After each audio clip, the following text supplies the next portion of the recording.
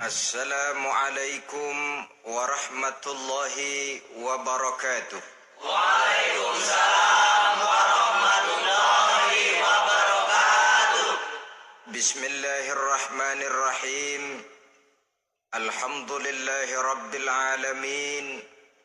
Wassalatu wassalamu ala ashrafil anbiya'i wal mursalin. Sayyidina wa maulana Muhammadin wa ala alihi wa ashabihil mujahidin at-tahirin. Amma ba'du, subhanaka la ilma lana illa ma 'allamtana innaka antal alimul hakim. La hawla wa la quwwata illa billahil aliyyil azim. Saudara-saudara kaum muslimin, terutama adik-adik para remaja dan pemuda yang saya cintai. Apabila seseorang akan membangun rumah, tentu saja dia akan mengadakan beberapa pilihan. Sejak dari memilih lokasi di mana rumah itu akan didirikan, sampai kepada menentukan bahan-bahan kualitas yang akan dipakainya, sampai kemudian kepada wujud dan bentuk rumah yang akan ditinggalinya.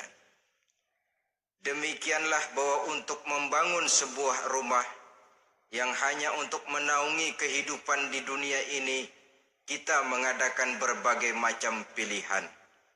Apalagi kalau kita akan membangun sebuah rumah tangga yang kita harapkan tidak hanya akan menaungi kehidupan di dunia ini, tidak hanya untuk kepentingan kita saja, tetapi juga untuk kepentingan anak cucu kita di belakang hari, termasuk sampai kepada hari akhirat nanti. Oleh karena itu, pada pertemuan kali ini, saya hanya ingin khusus berbicara kepada adik-adik remaja dan para pemuda, bagaimana sebaiknya memilih jodoh menurut ajaran agama Islam. Dalam Al-Quran, Allah Subhanahu wa ta'ala menjelaskan, Zuyyina linnasi hubbus syahawati minan nisa, bahwa manusia apapun jenisnya, asal dia bernama manusia, dihiasi dengan perasaan cinta kepada perempuan. Jadi sejak dahulunya secara fitrah, laki-laki senang kepada perempuan, sebagaimana perempuan pun senang kepada laki-laki.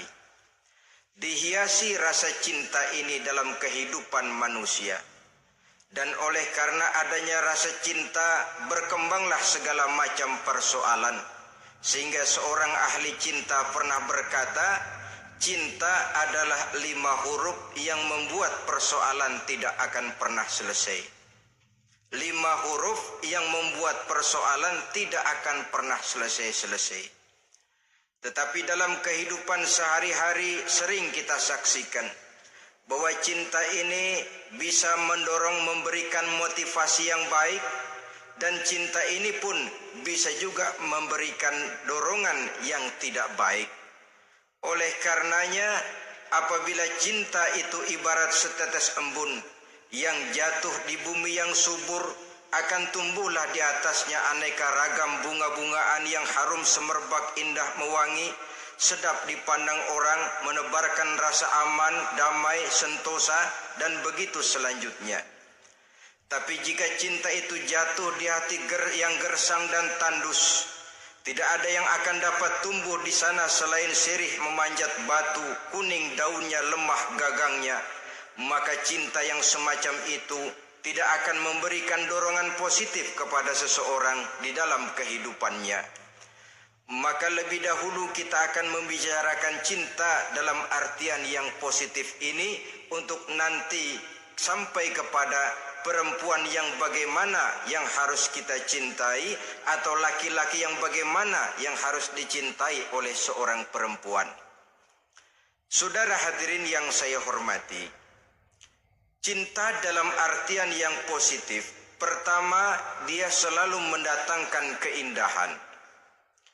Yang kedua, cinta itu memberikan energi atau semangat untuk berjuang. Dan yang ketiga, cinta itu selalu membawa resiko dalam bentuk pengorbanan. Maka cinta yang positif pertama melahirkan keindahan. Disinilah orang memerlukan filter atau saringan. Sebab keindahan yang didasarkan karena cinta itu merupakan satu keindahan yang relatif saja. Boleh jadi karena indah orang jadi cinta, boleh juga jadi karena cinta segala sesuatu terasa jadi indah. Namun bagaimanapun juga, kalau hati sudah diliputi oleh rasa cinta, segalanya akan terasa menjadi indah. Cinta itu adalah keindahan. Yang kedua, cinta itu energi, melahirkan dorongan dan semangat. Yang lemah bisa menjadi kuat, yang takut bisa menjadi berani, yang jauh jadi terasa dekat. Itu semua karena dorongan cinta. Dan dari energi ini lahirlah yang ketiga, bahwa cinta adalah pengorbanan. Sehingga orang berkata, berani bercinta artinya harus berani berkorban. Takut berkorban, jangan bercinta. Kalau cinta ini kita salurkan kepada nilai-nilai agama umpamanya, yang pertama, cinta mendatangkan keindahan. Kita cinta kepada agama, maka apapun yang diperintahkan oleh agama akan terasa menjadi indah. Solat akan terasa menjadi indah. Puasa terasa menjadi indah. Zakat terasa menjadi indah. Jihad pun akan terasa menjadi indah. Persis kalau kita cinta kepada seorang gadis. Jika kita cinta kepada seorang gadis, apanya saja akan kelihatan menjadi indah. Jalannya terasa indah, lenggang-lenggoknya terasa indah, suaranya merdu padahal cemprengnya bukan main. Seluruhnya akan mendatangkan keindahan karena dasarnya sudah cinta. Cinta membawa kepada keindahan. Yang kedua, cinta itu melahirkan energi. Orang yang cinta kepada agama akan lahir tenaga dan semangatnya melaksanakan ibadah, melaksanakan puasa, melaksanakan zakat, melaksanakan solat, melaksanakan haji, bahkan melaksanakan jihad sekalipun. Cinta selamanya menimbulkan energi dan semangat. Sama saja dengan kita apabila jatuh cinta kepada seorang gadis, walaupun rumahnya jauh katanya, gunung pun akan kudaki, lautan pun kuseberangi. Untuk apa itu? Untuk menemui apa yang kita cintai. Cinta selamanya melahirkan energi. Capek tidak terasa, lelah tidak terasa, semuanya tertutup oleh keindahan yang bernama cinta. Lalu yang ketiga, cinta membawa pengorbanan.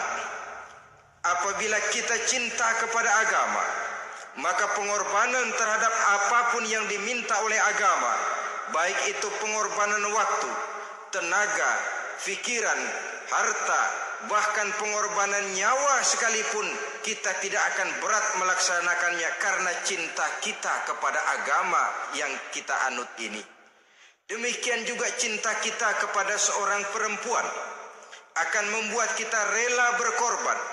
Apapun yang dia minta, jangankan kita tidak mampu, jangankan kita mampu, kita tidak mampu sekalipun, kita masih berusaha untuk mampu guna memenuhi tuntutan si buah hati belahan jantung.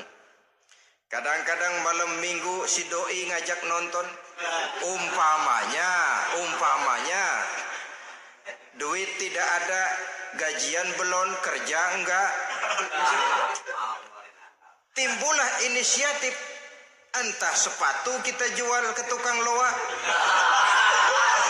entah celana mampir dulu ke tempat lain. Yang penting kita berkorban untuk memenuhi permintaan si buah hati belahan jantung. Ketika itu pengorbanan sudah tidak kita rasakan lagi. Bahkan pengorbanan yang paling pedih sekalipun, dalam gurau, dalam bercanda misalnya, dicubit kita oleh kekasih kita, pedih bukan main, terkelupas kulit, mengalir darah, bukan nangis, nyengir. Malah kadang-kadang minta tambah dicubit lagi. Itulah romantikanya cinta, sanggup membuat orang berkorban, melahirkan energi dan semangat, menambah keindahan dalam kehidupan, sepanjang dia dalam artian yang positif. Kalau demikian masalahnya, di dunia yang penuh dengan perbenturan nilai sekarang ini, orang sering salah jalan bagaimana memilih jodoh untuk membangun rumah tangga yang bahagia. Jangan lupa bahwa membangun rumah tangga ini bukan hanya untuk 1-2 bulan, bukan hanya untuk 1-2 tahun, bahkan bukan cuma untuk kehidupan dunia, lebih daripada itu pun untuk menunjang kebahagiaan di akhirat. Oleh karenanya, memilih jodoh bukan satu hal yang mudah, bukan satu hal yang bisa dilaksanakan sambil lalu, tetapi memerlukan penelitian, memerlukan pengamatan yang mendalam. Apa petunjuk agama tentang itu? Dengan kata lain, bagaimana seharusnya seseorang memilih jodoh dalam kehidupannya? Ini tentu saja sumbangan moral buat adik-adik remaja dan para pemuda yang lagi kebingungan memilih jodoh, atau barangkali buat bapak-bapak yang kepengen nambah lagi.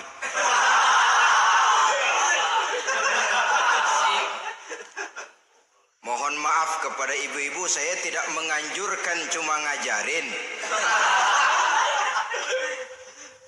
Yang pertama, menurut Nabi, nikahilah perempuan itu karena rupanya, karena hartanya, karena keturunannya, dan karena agamanya. Ada 4 motif utama di sini. Pertama, memilih jodoh, lihatlah rupanya. Lagian siapa yang kepengen dapat jodoh rupanya nggak karu-karuan? Cari rupa yang cantik, indah, dan menawan.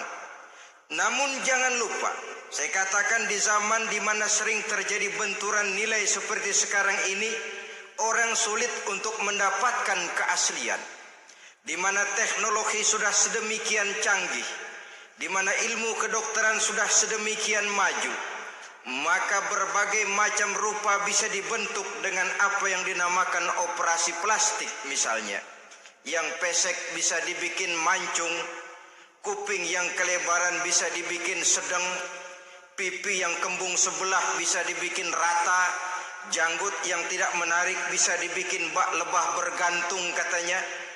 Oleh karena itu, kalau pilihan hanya tertuju kepada rupa yang cantik saja semata-mata, kita sudah melakukan satu kesalahan yang sangat besar. Sebab apa? Diperingatkan oleh Nabi melalui hadis Ibnu Majah, Bazar dan Baihaqi dari Ibnu Umar. Janganlah kamu kawini seorang perempuan karena kecantikannya, sebab kecantikan boleh jadi akan mencelakakan. Jangan juga kamu kawini perempuan karena hartanya, sebab kekayaan biasanya akan mendatangkan kesombongan. Tetapi kawinilah karena agama dan akhlaknya, karena itulah yang akan membawa kepada kebahagiaan. Saudara-saudara kaum muslimin, terutama adik-adik remaja dan para pemuda, dikala usia puber, apalagi mata baru terbuka, awal balik namanya, remaja sering kehilangan filter. Pokoknya asal lihat rupa yang sudah lemot, denok, geboy, pikiran pun hanyut, malam terkenang, siang terbayang, tidur tak nyenyak, makan tak enak katanya, selalu terbayang wajah si doi. Dikala itu orang kehilangan pertimbangan bahwa rupa yang cantik kadang-kadang sering menipu. Diriwayatkan oleh Imam Ibnu Abbas, satu hari ketika sedang kumpul dengan para sahabat, lewatlah orang dengan potongan potongan orang kaya. Kelihatan kan, orang kaya sama orang miskin jalannya aja lain kan. Jalannya saja, jangan gaya hidupnya, jalannya saja lain. Lewat dia, Rasul bertanya kepada seorang sahabat, menurut pendapatmu bagaimana orang yang lewat itu? Kata sahabat, oh yang lewat ini ya Rasul, kalau dia meminang perempuan pasti diterima. Kalau dia menolong orang pasti berhasil. Kalau dia ngomong pasti didengerin. Kenapa? Orang kaya. Orang kaya ya Rasul. Kalau dia minang, perempuan mana yang kagak bisa menerima kalau dipinang oleh orang kaya? Biar mukanya udah belipet kayak dompet tanggung bulan. Kalau memang duitnya banyak, nggak kelihatan tuh muka yang belipet, yang kelihatan duit. Kalau dia nolong orang, pasti berhasil apa yang dia tolong itu. Kalau dia ngomong, pasti didengerin orang, walaupun omongannya biasa-biasa saja. Kenapa? Orang lihat penampilannya.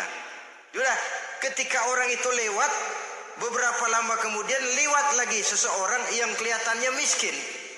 Rasul tanya lagi, kalau orang ini bagaimana pendapat kamu? Wah, potongan begini sih Rasul. Kalau dia minang, orang tolak. Siapa yang mau kawin sama kere begini? Kalau dia nolong orang, pasti nggak berhasil. Kalau dia ngomong, kagak bakalan ada yang mau dengerin. Siapa yang mau dengerin orang susah ngomong? Setelah orang itu lewat, apa kata Rasul? Orang yang terakhir yang lewat ini, yang barusan lewat, jauh lebih baik dari yang pertama yang lewat tadi. Jauh lebih baik. Maksud dari ucapan ini, Rasul sebenarnya mendidik para sahabat jangan tertipu oleh penampilan. Sebab penampilan tidak selamanya mencerminkan keaslian. Apalagi di zaman sekarang, salon di mana-mana bejibun. Alis mata bisa dibikin, pipi bisa dicat, yang pinggir kuning, yang tengah merah, di sebelah merah ada yang kehitam-hitaman, persis orang kepentok tiang listrik.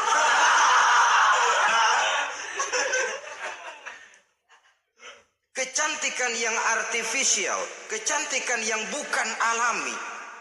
Karena itu silakan saja cari yang cantik, tapi jangan terpaku sampai di situ. Sebab kecantikan di samping dia mudah berubah oleh pergeseran masa dan pertukaran waktu, ternyata penampilan tidak selamanya mencerminkan keaslian. Lain hari seorang sahabat pernah mengadu, "Ya Rasul, ada apa? Inna imraati la turaddu yadul lamis." Ya Rasul, istri saya tidak pernah menolak tangan orang laki yang menjamahnya, mengajak salaman kepadanya. Apa jawab Rasul? Ceraiin aja. Tapi hati saya berat ya Rasul, saya cinta betul sama dia. Ya kalau hatimu berat, jaga dia baik-baik. Nah, dari riwayat ringkas ini kita ambil satu perbandingan. Memang punya istri berwajah cantik itu kadang-kadang si malakama kalau imannya tidak kuat. Si malakama, kita diemin aja, binal, makan hati, nggak aman, nggak tentram. Jangan-jangan saya berangkat ke kantor, dia ngompreng.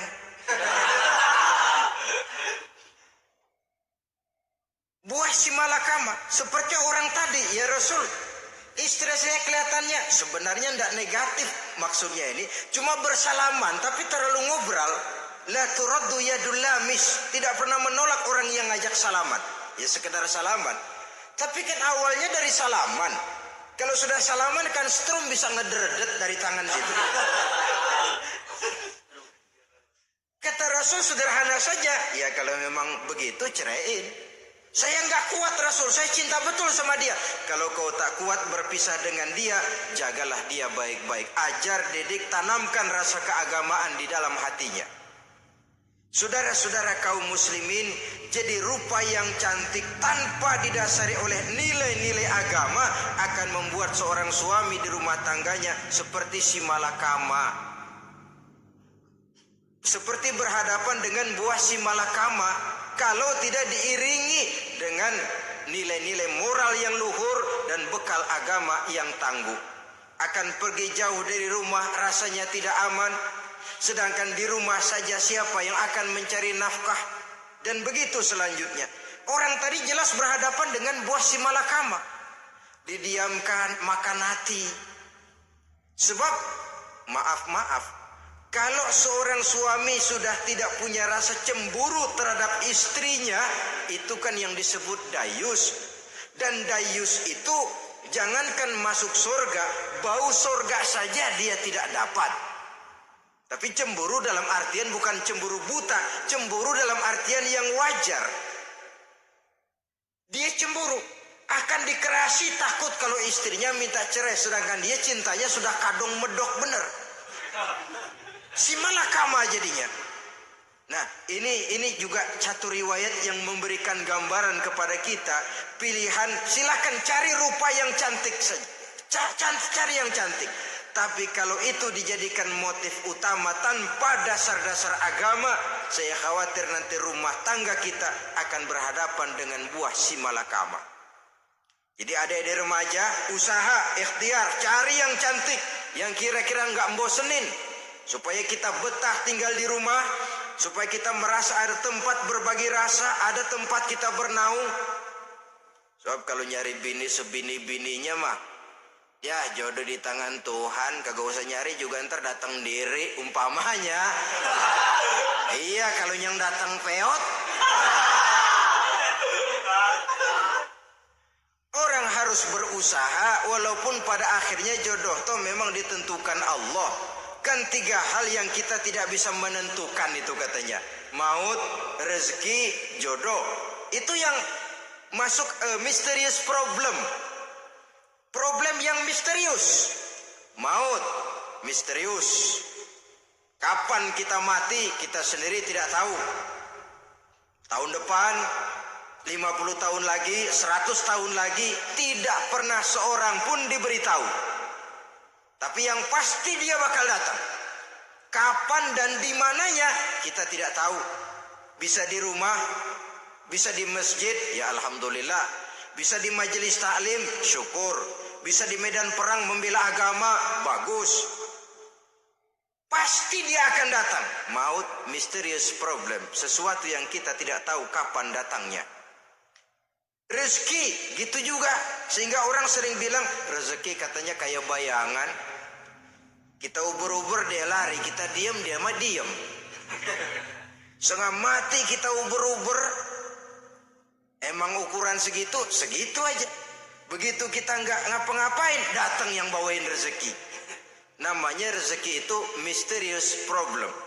Kadang-kadang ngobek, sungsang, sumbul, udah segala tanah orang kita ukur-ukurin. Udah segala ngomong sudah nggak ada yang loh, terus udah buta. Tapi memang bayangan, kalau belum rezeki ya belum. Kadang-kadang nyari kode sampai tidur di kuburan. Belepotan tanah kuburan loh. Yang aneh lagi kadang-kadang orang gila ditanyain. Allahu Akbar, ini kode-kode zaman sekarang ini. Sampai orang waras nanyain orang gila itu gimana itu. Ini sudah efek yang betul-betul negatif. Sudah jelas orang gila kok ditanya. Apa kira-kira yang nanya nggak lebih gila dari yang gila itu?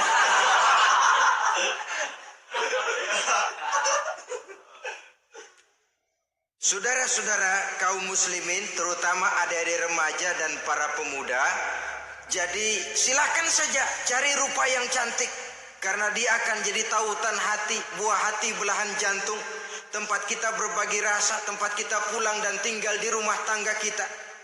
Tapi hendaknya kecantikan rupa itu diiringi juga dengan kecantikan budi.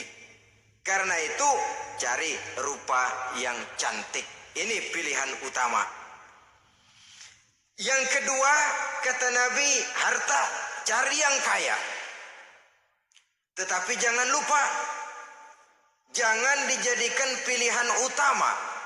Karena kekayaan sering mendatangkan kesombongan. Apalagi kalau seorang pemuda mendapat istri orang kaya. hidupnya dimodali oleh istrinya, maka biasanya wibawanya sebagai seorang suami akan hilang. Akhirnya komando di tangan istri. Dikala itulah suami tidak lebih daripada prajurit yang taat kepada komando istrinya. Padahal menurut konsep Quran, ar-rijalu qawwamuna 'alan nisa, laki-laki diciptakan sebagai pembimbing bagi perempuan. Kalau nanti suatu saat terjadi benturan, sedangkan modal diberikan oleh istri, terjadilah pengungkitan. Kata istrinya apa? Lu jangan bertingkah, lu kan kawin sama gue modal lu kolor doang.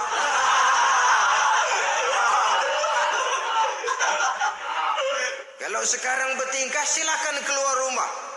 Bawa seperti engkau datang dulu, jangan bawa apa-apa. Pergilah seperti engkau datang dulu kemari. Hilanglah wibawa seorang suami. Suami kalau udah digentak sama istri begitu, ngelempuruk kayak ayam sampar. Di mana lagi letak wibawanya? Harta sering mendatangkan kesombongan. Oleh karena itu, walaupun diperintahkan cari yang keturunan orang kaya, tapi maksudnya jangan dompleng. Sebab kepribadian seorang suami akan ditentukan oleh sifatnya sendiri. Keberadaannya ditentukan oleh karya dan perbuatannya sendiri. Itulah yang akan menampilkan kepribadian dia dalam kehidupan di masyarakat ini. Saudara-saudara kaum muslimin, terutama adik-adik remaja dan para pemuda, kan kadang-kadang di zaman sekarang kan kelas-kelas gigolo, playboy ya, nyari tante-tante kesepian, mejeng-mejeng di pinggir-pinggir jalan dengan harapan apa? Ya barter lah, tukar tambah. Nah, supaya dapat rokok, dibelikan pakaian, motor dan sebagainya. Tapi yang jelas hilang harga diri sebagai laki-laki, dan itu yang paling mahal. Kalau seorang laki-laki sudah kehilangan harga diri, apalagi yang bisa dibanggakan dalam kehidupan ini? Apa artinya naik mobil kalau kepala tertunduk ke bawah? Apa artinya jalan di tengah masyarakat kalau kita tidak bisa menengadah dengan satu kebanggaan? Hilangnya harga diri merupakan kehancuran awal dari sebuah pribadi yang untuk jangka panjang kita tidak akan bisa lagi berbuat banyak. Tanpa harta orang memang sulit untuk bahagia, tapi harta semata-mata bukan merupakan jaminan bahwa orang lantas akan bahagia. Saya barangkali harus berkata, banyak orang miskin yang kaya, tapi tidak sedikit orang kaya yang miskin. Saya ulangi ini, banyak orang miskin yang kaya, tetapi tidak sedikit orang kaya yang miskin. Nah, bagaimana pengertiannya? Orang miskin yang kaya, materinya sederhana, peralatan rumah tangganya sederhana, tapi hatinya kaya. Oleh karena hatinya kaya, jiwanya lapang. Sebaliknya, orang kaya yang miskin, di tengah kelimpahan materi yang berlimpah, segalanya serba ada, hatinya yang miskin. Kelimpahan materi tidak akan sanggup mengobati kemiskinan hatinya. Sehingga di tengah kehidupan yang serba ada, dia masih merasa kurang, maka dia tidak pernah cukup. Di tengah kemilauan dan gemerlapan serta glamornya rumah mewah, dia merasa hidup di tengah gurun pasir yang gersang dan tandus. Karena itu, biarlah miskin harta tapi kaya budi, daripada kaya harta tapi miskin budi. Lebih utama lagi kaya harta, kaya budi. Itu idealnya. Dasar pilihan ketiga sesudah rupa dan harta menurut Nabi, keluarga. Faktor keturunan sangat menentukan. Pepatah mengatakan buah apel akan jatuh tidak terlalu jauh dari pohonnya. Biasanya kalau bapak kalong, anak kampret. Bapak nyolong, anak nyopet. Itu fotokopi. Saudara-saudara, sungguh pun demikian, faktor keluarga bukan merupakan yang paling dominan.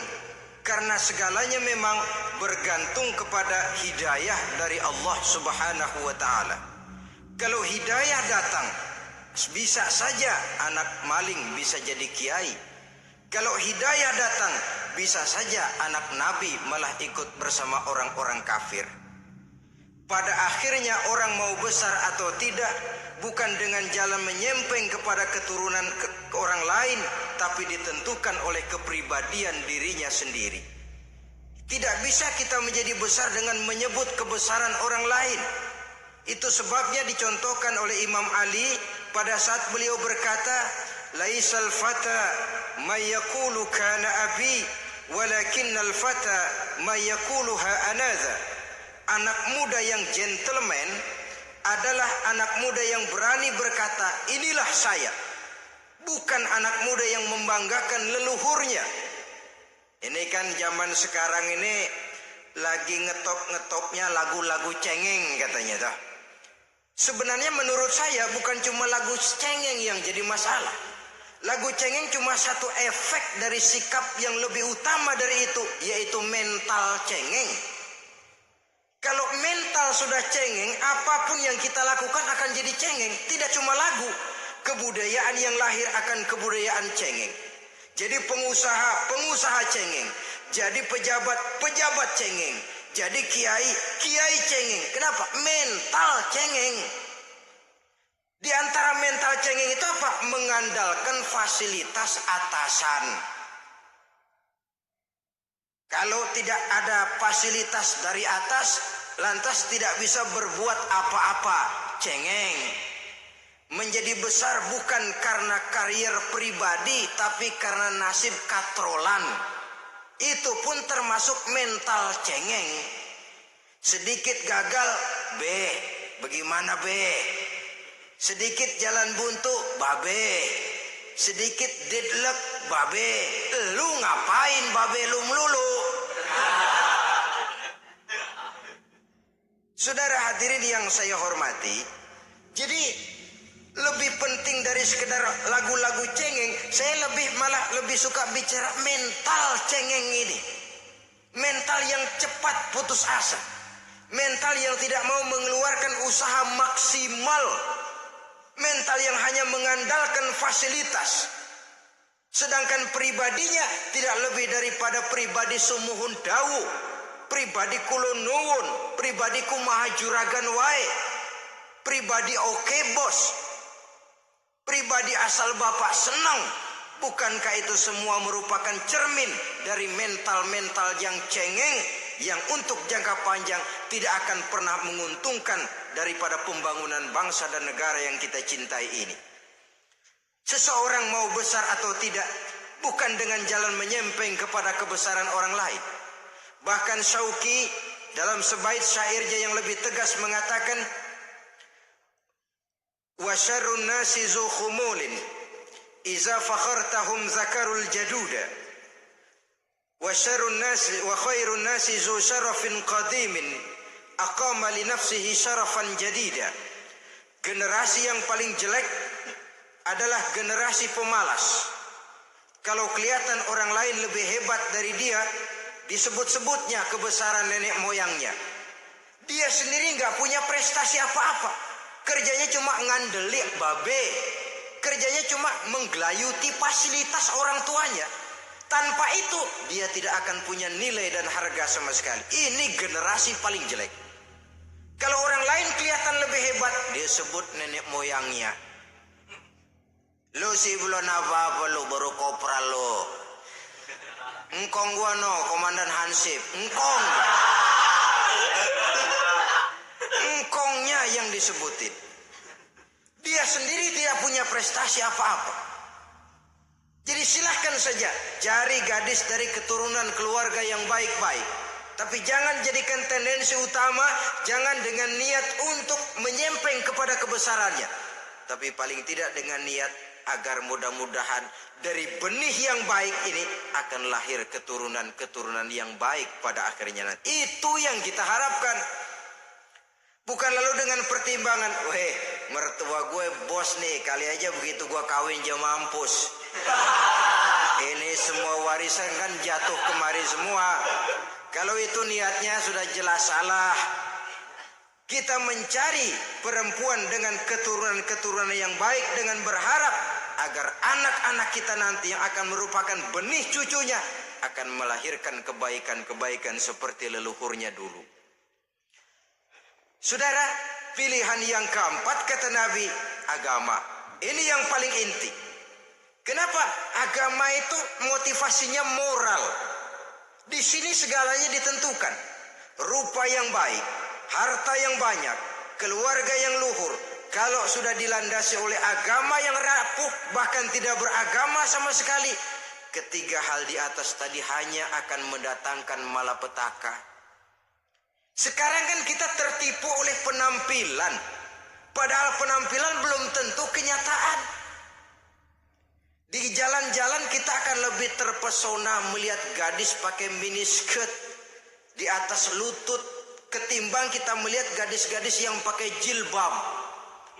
Kalau sudah pakai jilbab keliwat, yang usil banyak banget, bau sorga nih. Bau sorga katanya. Tapi kalau sudah yang pakai miniskirt itu yang lewat, itu dari ujung ke ujung mata kagak mau kedip. Laler nemplok di mata kagak dirasain. Kita terpesona oleh penampilan zahir, padahal penampilan belum tentu memantulkan hal yang sebenarnya. Tapi memang itulah watak manusia. Watak manusia, saya katakan manusia tanpa kecuali. Tetapi bergantung kepada pemikiran jangka pendek atau jangka panjang. Kalau jangka panjang yang kita pikirkan, ya tentu kita tidak akan mudah terpesona oleh hal yang zahir. Sampai-sampai Quran sendiri mengatakan budak yang hitam legam tapi beriman itu lebih baik daripada orang-orang musyrik walaupun cantik, denok, lemot, geboy. Ada lagi nggak bahasa yang lebih dari itu? Cantik, denok, lemot, geboy, bahenol, nerkom. Tapi kafir masih lebih baik budak yang hitam legam sekalipun kalau dia beriman. Kenapa? Rumah tangga untuk jangka panjang. So itu Islam tidak membolehkan kawin campuran dengan lain agama.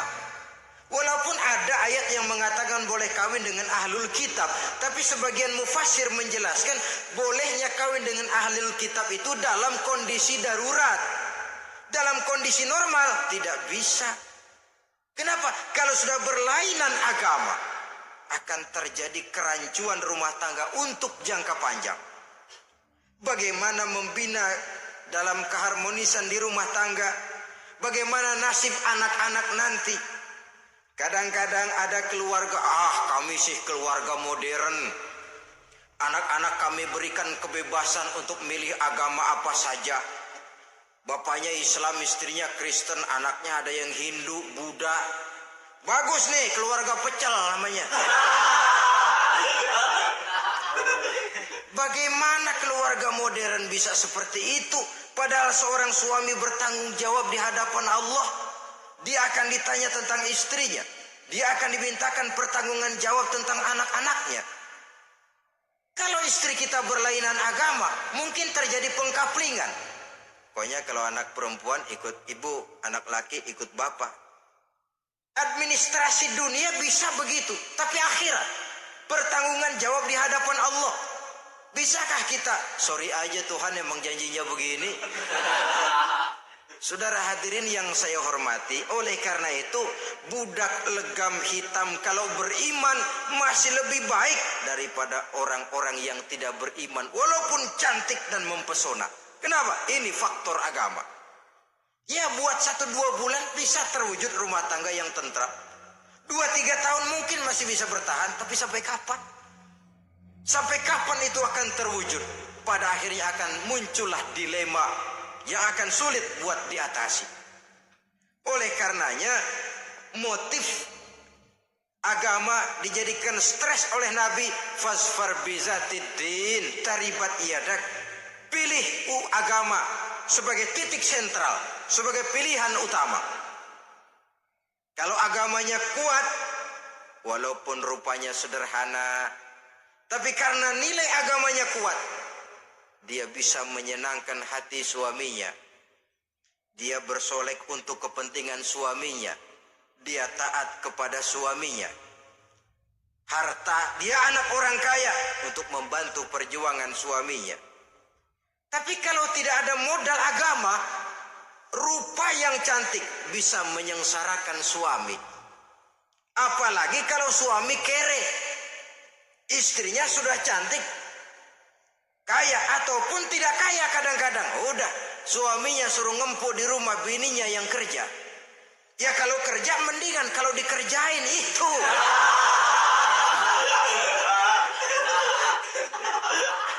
Itu yang repot. Saudara hadirin yang saya hormati, dan ini bukan satu dua kasus. Alangkah malangnya kalau sudah terkena hal seperti itu. Akhirnya seperti pengaduan sahabat kepada Rasul tadi. Mau diceraiin, cinta saya udah medok benar Rasul. Enggak diceraiin, hati saya ngebet pegel. Si malakama akhirnya. Jadi oleh karenanya agama. Kalau dia cantik, walaupun miskin, agamanya kuat, dia bisa memelihara kehormatan diri. Dia kaya, agamanya kuat, hartanya disalurkan di jalan Allah. Karena itu, agama jadikan pilihan utama. Dan ukuran agama itu bukan cuma jilbab loh. Ya kadang-kadang ada juga yang jilbabnya nggak pernah lepas, tapi kadang-kadang akhlaknya lebih binal dari yang kribo. Ada, cuma sekedar kamuflase saja, itu pun penampilan. Sekedar penampilan saja. Cuma dari segi aurat ya memang lebih baik dan lebih utama. Dan saya kira lebih mengundang penasaran toh. Duren kalau udah dibuka kan kelihatan isinya. Emang udah begitu. Udah.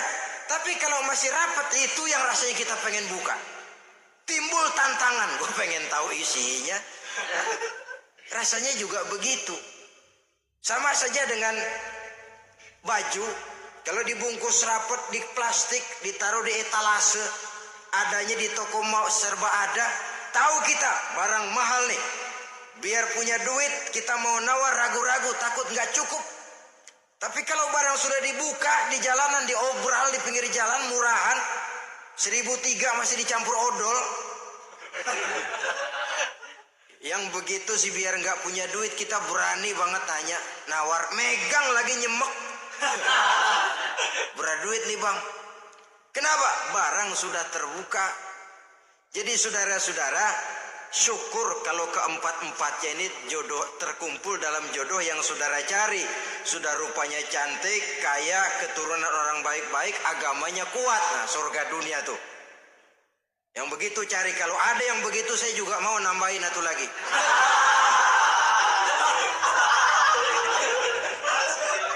Tapi yang kumpul keempat-empatnya ini terus terang saja langka. Makhluk langka ini. Kadang-kadang cantik, kaya, keluarganya hebat, agamanya nol, akhlaknya kayak setan. Tapi yang paling celaka kalau empat-empatnya kagak ada. Rupanya jelek, melarat, bapaknya biang maling, kagak beragama lagi. Apanya yang mau dipilih? Mampus saja mendingan. Sudah nggak ada pilihan sama sekali tuh. Sudah nggak ada pilihan sama sekali. Saudara hadirin yang saya hormati, terutama adik-adik remaja. Nah, lalu apa motivasi agama dalam pembinaan ini apa? Agama ini kan memberikan contoh bahwa perempuan yang baik itu, yang kita ingin jadikan dia sebagai ideal dalam pencarian jodoh, tandanya 3. Iza ra'aitaha sarratka, kata Nabi. Kalau dipandang, dia bisa menggembirakan kamu. Kan ini yang penting buat seorang suami. Kalau saudara nanti jadi suami, punya istri yang jadi partner setia mendampingi suaminya. Kalau dilihat nggak bosenin. Kenapa? Dia berdandan untuk nyenangin hati suaminya. Nggak bosenin. Kan kadang-kadang ada bini kalau kita pulang demok aja fotonya.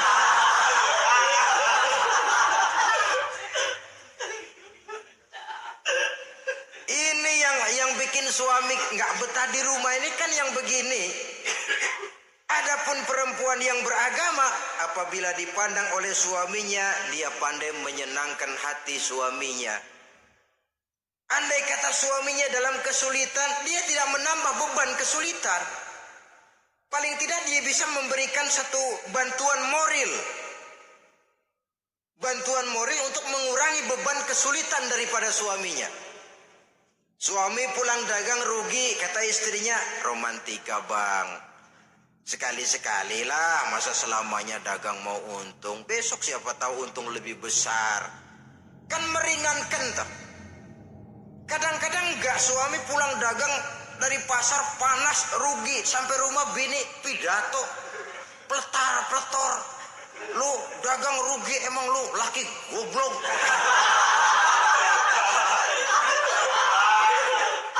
Sudahlah di pasar rugi, di rumah digoblok-goblokin. Ini nanti kena penyakit broken home yang begini ini.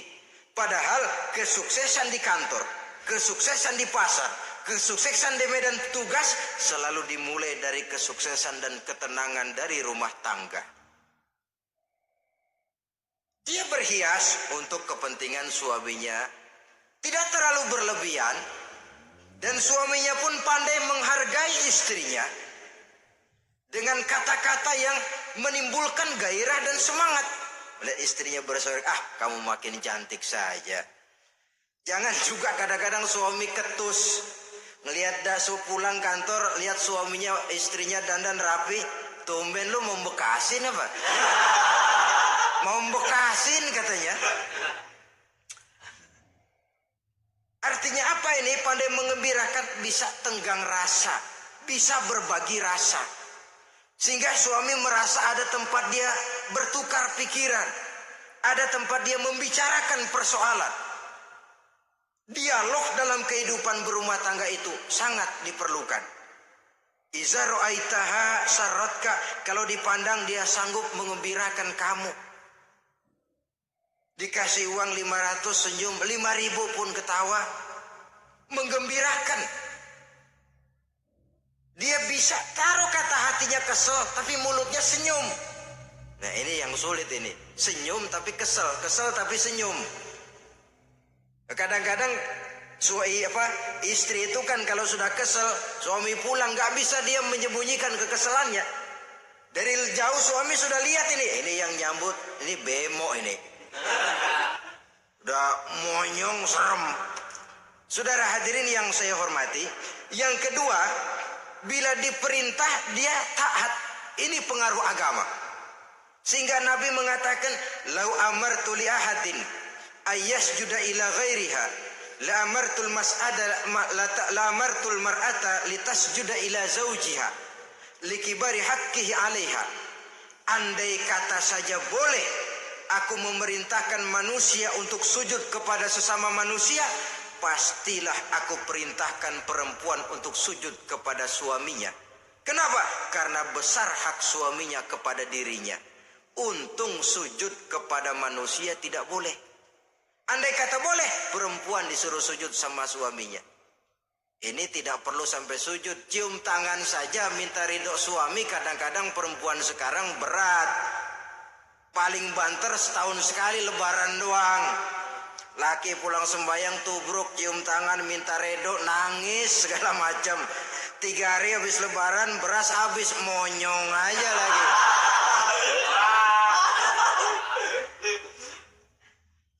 Saudara hadirin yang saya hormati, yang ketiga, akibat pengaruh agama, dia sanggup memelihara kehormatan diri dan sanggup menjaga harta suaminya. Memelihara kehormatan diri baik pada saat suaminya di rumah atau pada saat suaminya tidak ada di rumah. Satu riwayat, Seorang sahabat akan pergi perang jihad di fisabilillah. Ketika mau berangkat dia bilang kepada istrinya, saya mau berangkat perang. Kalau saya belum pulang kamu jangan keluar rumah. Baik bang. Pergi istrinya. Pergi suaminya jihad. 1 minggu, 2 minggu berlalu belum juga pulang. Satu hari datang utusan dari rumah orang tua si istri ini. Assalamualaikum bu. Waalaikumsalam. Ada apa? Ada berita kurang enak bu. Orang tua ibu sakit parah. Mohon tolong ditengokin. Apa kata si istri? Maaf saja, suami saya belum pulang dari medan perang. Saya belum dapat izin keluar rumah kalau dia belum pulang. Tolong sampaikan maaf saya kepada orang tuanya. Pulanglah utusan tadi. Besok balik lagi. Bu, ada apa? Udah Senin Kemis. Napasnya sudah sampai tenggorokan. Tolong tengokin buat terakhir kalinya bu. Suami saya belum pulang. Dia pesan kalau dia belum pulang saya jangan keluar rumah. Saya nggak bisa tengokin orang tua saya. Salam maaf saja. Pulang utusan itu. Besok balik lagi. Bagaimana? Sudah meninggal bu. Mau dikubur. Tengokinlah buat terakhir kalinya. Suami saya belum pulang. Saya belum berani keluar rumah kalau suami saya belum pulang. Itu janji saya sama suami saya. Pulanglah utusan ini ngadu kepada Rasulullah sallallahu alaihi wasallam. Ya Rasul, ini perempuan kelewatan benar. Dari orang tuanya sakit sampai sekarat, sampai mati, sampai dikuburin dia nggak nengokin. Memangnya kenapa? Suaminya katanya pergi jihad. Dan suaminya tidak mengizinkan dia keluar rumah kalau si suami belum pulang. Apa jawab Rasul? Marahkah beliau? Tidak, beliau senyum. Apa katanya? Dosa orang tua yang meninggal ini telah diampuni oleh Allah karena dia punya anak perempuan yang begitu taat kepada suaminya. Allahu Akbar. Dosa orang tua yang sudah meninggal itu diampuni oleh Allah karena dia punya anak perempuan yang begitu taat kepada suaminya. Ketaatannya kepada suaminya menyebabkan dosa orang tuanya diampuni oleh Allah Subhanahu wa ta'ala. Suami pergi jihad, orang tua sakit keras, tidak berani dia keluar rumah. Itu tandanya bisa menjaga kehormatan diri. Kalaupun satu saat suaminya manggil, bu tolong ambilin uang di dompet. Dompetnya dibawa, bang ambil saja sendirilah, nanti salah ambil lagi saya. Kadang-kadang enggak, suaminya pergi mandi, dompet berantakan. Saudara hadirin yang saya hormati, ini motivasi agama. Jadi kecantikan zahir yang diimbangi dengan kecantikan batin oleh karena pengaruh agama tadi. Kalau sudah kemari, orang tidak perlu mikir-mikir operasi plastik, bikin yang pesek jadi mancung supaya orang tertarik, bikin belakang yang kurus jadi menarik. Tidak. Orang tidak perlu lagi pakai susuk-susukan, dipasang di bibir supaya kalau senyum orang gempor, supaya kalau ngomong orang percaya, dipakai di kuping supaya macam-macam. Tidak perlu lagi pakai jompa-jampe, pelet-peletan supaya kalau diludahin orang ngikut. Nggak perlu lagi. Kenapa? Cinta itu nature, sesuatu yang alamiah, yang tidak bisa dipaksakan. Dia kudrati, karunia dari Allah. Tidak bisa cinta dipaksakan. Kalaupun bisa, dengan ilmu pelet, oh saudara bisa membuat orang jatuh cinta. Ya 2-3 hari, 4-50 hari. Kesananya, apa yang akan terjadi?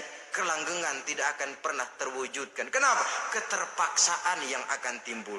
Dalam kondisi semacam itu, rumah tangga tidak akan mengalami ketenangan dan ketentraman. Jadi biarkan cinta berjalan secara alamiah, karena dia memang alamiah.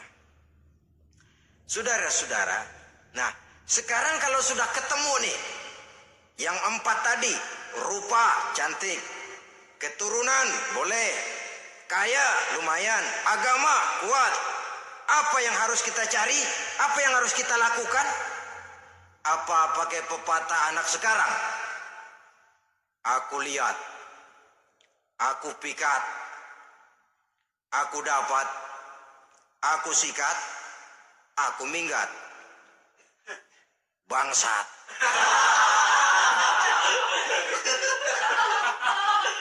Itu kan ada moto cinta kilat begitu tuh. Cinta kilat katanya. Aku lihat, aku pikat, aku dapat, aku sikat, aku minggat. Bangsat. Atau kita harus hanyut dalam arus free love, free sex, summon liven, eksperimen dulu? Tidak.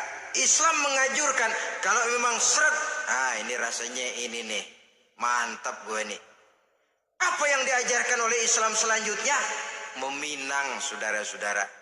Meminang adalah langkah awal untuk mengikat tali pernikahan. Diizinkan meminang, dan di dalam meminang pun diizinkan untuk melihat. Cuma kalau boleh, ya syaratnya itu waktu melihat itu jangan sampai ketahuan si perempuan yang akan kita pinang itu. Untuk apa kita meminang?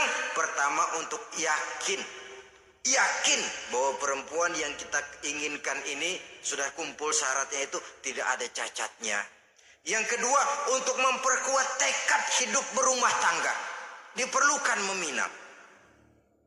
Adapun adat itu berbeda, tapi bahwa konsep meminang itu dalam Islam ada, itu jelas.